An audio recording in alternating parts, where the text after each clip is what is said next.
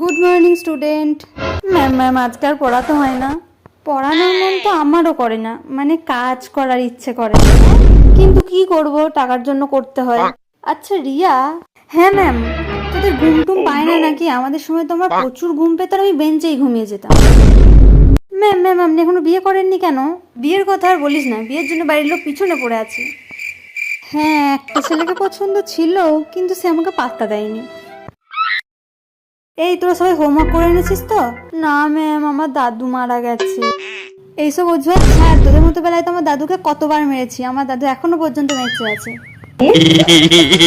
নে গরমের ছুটির হোমওয়ার্কগুলো নিয়ে নে সবাই, এখানে বেশিক্ষণ থাকলে তো আমি ডিপ্রেশনে চলে যাই।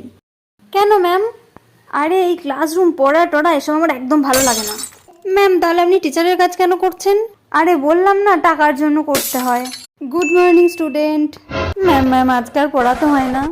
পড়ানোর মন তো আমারও করে না, মানে কাজ করার ইচ্ছে করে না। কিন্তু কি করব, টাকার জন্য করতে হয়। আচ্ছা রিয়া। হ্যাঁ ম্যাম।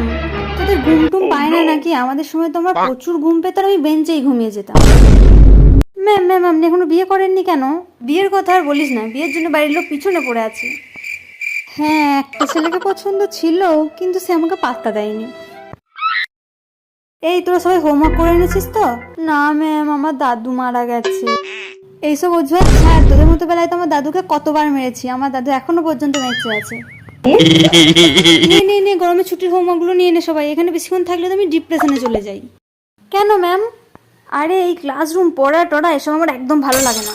ম্যাম তাহলে আপনি টিচারের কাজ কেন করছেন? আরে বললাম না, টাকার জন্য করতে হয়।